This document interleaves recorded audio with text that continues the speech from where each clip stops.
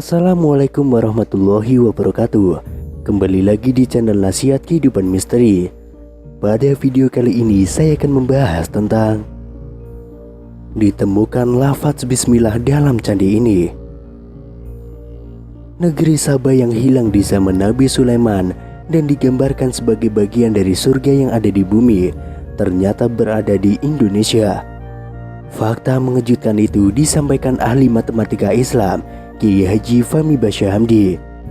Melalui penelitiannya selama 33 tahun lebih, sejak 1979 hingga kini, Fahmi Basyah bukan hanya memaparkan tentang peninggalan Nabi Sulaiman yang agung, tetapi juga merekonstruksi sejarah Nusantara. Al-Quran datang tidak hanya meluruskan ilmu tauhid dan akhlak manusia, tetapi juga meluruskan dunia kepurbakalaan kita. Kata Fahmi Basyah. Menurut Fahmi Basyah, ciri-ciri negeri Sabah yang pernah disinggahi Nabi Sulaiman dan tentaranya telah digambarkan dengan jelas dalam Al-Quran melalui kisah Nabi Sulaiman dan Ratu Bilqis. Saat itu, Nabi Sulaiman meminta kepada burung hudhud untuk mencari sumber air. Setelah lama disuruh dan tidak kembali, bahkan setelah dipanggil, akhirnya burung hudhud kembali. Aku telah terbang untuk mengintip dan berjumpa sesuatu yang sangat penting untuk diketahui oleh Tuhan. Demikian kata burung hudhud kepada Nabi Sulaiman. Pertanyaan itu lantas mengundang rasa penasaran Nabi Sulaiman. Dilanjutkan burung hudhud. Saat sedang mencari sumber mata air, dia terbang jauh dan melihat suatu negeri yang sangat indah. Negeri itu bernama Negeri Sabah dan dipimpin oleh seorang raja perempuan yang dikenal dengan Ratu Bilqis. Istana yang dilihat oleh burung hudhud itu menurut Fahmi Basyah berada di antara dua duku, yakni Duku Dawung dan Duku Sambireja, Desa Bogoharjo dan Desa Prambanan, Kecamatan Prambanan, Kabupaten Sleman, Yogyakarta, Indonesia. Pemakaian istilah Ratu Boko dalam penelitian ini sekedar untuk mengenali tempat, karena tempat itu sekarang bernama Istana Ratu Boko, bukan untuk mengatakan bahwa Ratu Sabah sama dengan Ratu Boko, sambung Fahmi Basyah. Dilanjutkan burung hudhud, Ratu Bilqis dan pengikutnya bersujud menyembah matahari dan meninggalkan ibadah menyembah Allah. Dia dan pengikutnya juga telah disilapkan matanya oleh syaitan kepada perbuatan yang syirik. Setelah mendengar keterangan burung hudhud, Nabi Sulaiman sontak marah besar, sebab tidak ada Tuhan lain yang patut disembah selain Allah. Kemudian dia menulis surat yang isinya meminta Ratu Bilqis kembali ke jalan Allah. Surat itu diberikan oleh burung hudhud dan diterima oleh Ratu Bilqis. Fahmi Basyah mengklaim surat Nabi Sulaiman itu ditemukan di dalam kolam istana Ratu Boko, terbuat dari lempengan emas dan terdapat lafaz bismillah di dalam lempengan itu. Begitupun dengan tempat upacara penyembahan matahari. Mendapat surat dari Nabi Sulaiman, Ratu Bilqis tidak langsung bertobat. Dia malah meminta pengawalnya untuk mengirimkan harta yang berlimpah ke istana Nabi Sulaiman. Pemberian itu dianggap sebagai penolakan atas ajakan kembali ke jalan Allah. Nabi Sulaiman pun semakin berang dan memerintahkan kepada para pengikut Ratu Bilqis untuk kembali ke negeri Sabah. Bahkan Nabi Sulaiman mengancam akan menyerang negeri Sabah dengan bala tentaranya.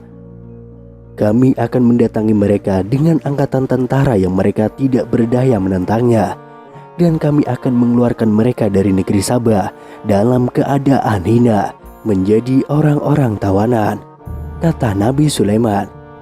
Para pengikut Ratu Bilqis pun kembali ke negeri Sabah dan menceritakan pengalamannya setelah berada di istana Nabi Sulaiman. Mendengar cerita para pengikutnya, Ratu Bilqis berniat mendatangi langsung ke istana Nabi Sulaiman. Namun niat Ratu Bilqis sudah diketahui oleh Nabi Sulaiman. Dia lalu memerintahkan kepada para pengawalnya terdiri dari manusia, hewan, dan jin untuk membuat upacara penyambutan kedatangan Ratu Bilqis.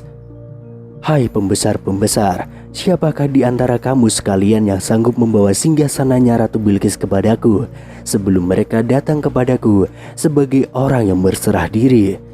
Kata Nabi Sulaiman kepada pengikutnya. Di antara pengikutnya dari bangsa jin menjawab, Aku akan datangkan kepadamu sebelum kamu berdiri dari tempat dudukmu. Sesungguhnya aku benar-benar kuat untuk membawanya, lagi dapat dipercaya," jawab jin Ifrit. Pengikut Sulaiman lainnya dari kalangan manusia berpikir menimpali, "Aku akan membawa singgasana itu kepadamu sebelum matamu berkedip," terang pengikut Nabi Sulaiman dari kalangan manusia. Sebelum mata Nabi Sulaiman berkedip, singgasana Ratu Bilqis yang berada di negeri Sabah telah dipindahkan ke hadapan Nabi Sulaiman. Puji syukur atas nikmat Allah pun dipanjatkan oleh Nabi Sulaiman saat melihat pemandangan itu. Akhirnya datanglah Ratu Bilqis menghadap Nabi Sulaiman. Kepada Ratu Bilqis, Nabi Sulaiman memperlihatkan apa yang ada di hadapannya sebagai istana yang mirip dengan yang ada di negeri Sabah. Melihat itu, Ratu Bilqis terkejut. Kemudian Nabi Sulaiman mempersilahkan Ratu Bilqis untuk masuk ke dalam istananya. Saat akan masuk, dia melihat air besar berada di lantai Nabi Sulaiman. Dengan sigap, Ratu Bilqis langsung menyikap kainnya sehingga betisnya terlihat. Ternyata air yang dilihat Ratu Bilqis di lantai istana Nabi Sulaiman adalah kaca. Sesungguhnya ia adalah istana licin yang terbuat daripada kaca, kata Nabi Sulaiman menjelaskan kepada Ratu Bilqis. "Ya Tuhanku, sesungguhnya aku telah berbuat zalim terhadap diriku, dan aku berserah diri bersama Sulaiman kepada Allah, Tuhan semesta alam."